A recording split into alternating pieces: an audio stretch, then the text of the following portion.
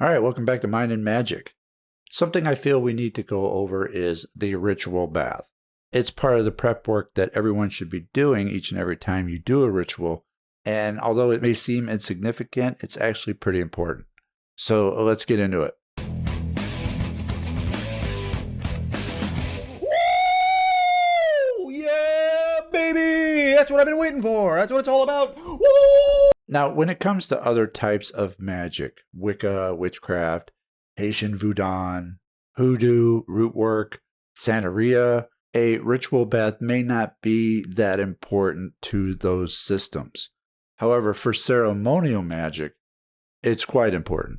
We've all heard the expression cleanliness is next to godliness, which is certainly the case in ceremonial magic. That is the takeaway from this, because there is a running theme of purity when doing ceremonial magical operations. That's the entire reason for fasting before an operation, to get the impurities out while not putting any more in. One needs to be pure and clean themselves in order to be presentable for the divine. It's a show of respect. I mean, would you go on a date looking like a slob, unshowered, unkempt, just dirty? You probably wouldn't go on another one like that, not with the same person, unless they're also a slob. I don't know. Or would you clean yourself up in order to be presentable to your date? I think most people would clean themselves up to go on a date. Now, why would you give a mortal human more respect than you give the divine, the forces that you are calling upon to assist you in some way? It's a good question. The answer is you shouldn't. You shouldn't be giving them more respect than you give the divine. You should be giving the utmost respect and reverence for the divine each and every time you approach a magical operation where you're calling upon the divine. I mean, look, I get it. Time's limited. An extra 20, 25 minutes may be hard to squeeze in sometimes. You want to get right to the magic and the matter at hand. But if you show that sign of respect and make yourself clean and as pure as possible to present yourself to the divine, things will go much, much easier for you. Think of it as an extension of the magic. The prep work is part of the magic.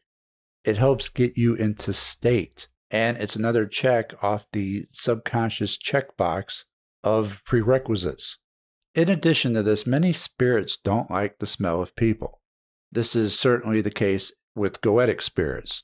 Quite frankly, they think we stink. And that's with a ritual bath.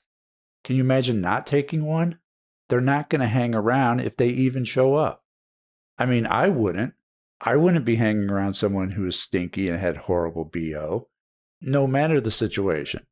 Now, we burn incense to make it more pleasing to those spirits, to make it a much more suitable environment for them, but you still have to clean yourself. You're not just going to be able to perfume over it. And again, it's more about purity than it is about scent, although it does play into it. Now, I realize there are some who just do not have the option for taking a ritual bath. I understand this. I personally wish I had a larger tub than I do. For someone who's 6'5", it's difficult to get my legs in there. But I manage and I do what I can do. And that's really all you can do. So if you do not have a tub, then take a shower.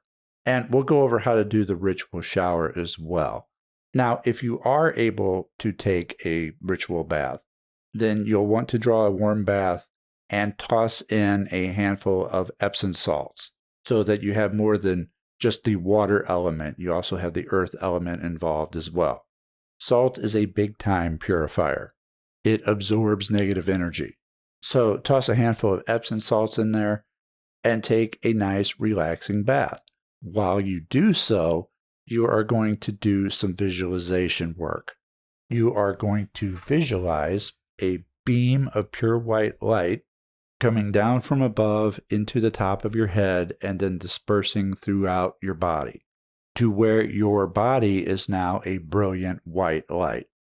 Simultaneously, this pushes out all the negative energy, which you are going to visualize as just dirt coming off of you into the water. Dirty, dark negativity. And then after about 20 minutes or so of this, you're going to pull the plug on the tub and let the water drain down while you still sit in there, visualizing all of that dirty negativity going down the drain and into the sewer.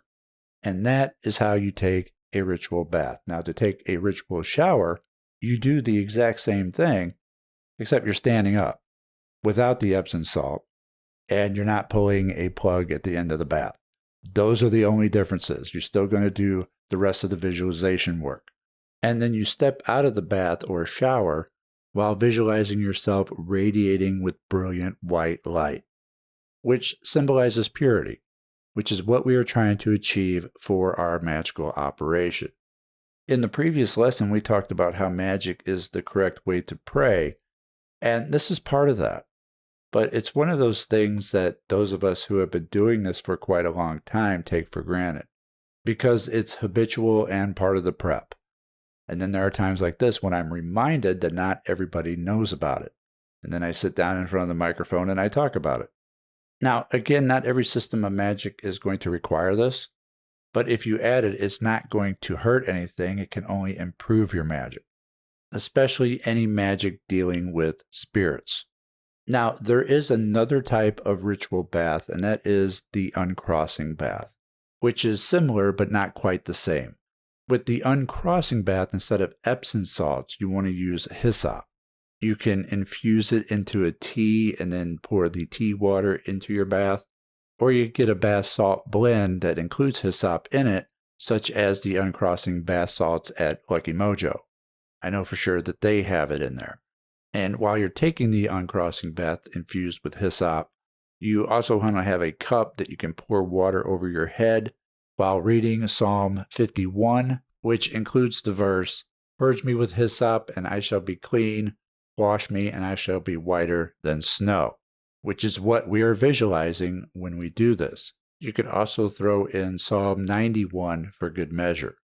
Now, the difference between the baths, between a regular ritual bath and an uncrossing bath, is that the uncrossing bath is a bit heavier. It is designed to break loose any and all negative attachments to you. It is not unlike a mini exorcism. Whereas with a ritual bath, you're just trying to purify yourself. You're not heavily crossed up to where you need to do an uncrossing ritual, of which the bath is part of. All right? But I wanted to mention the uncrossing bath here to cover all the bases. And that is how we perform a ritual bath before our magical operations, so that we are clean and pure to be able to present ourselves to the divine and to show respect and reverence for those forces that we are calling upon to assist us. I hope you enjoyed and found this video informative. Please leave a like and share it if you did. Check out mindandmagic.com for magical programs and more. And check us out on Patreon if you're not part of the inner circle yet. You may want to do so, as we have a lot of early access and exclusive content over there at Patreon, Subscribestar, and YouTube memberships. Social media links to follow, and I'll see you soon. Take care.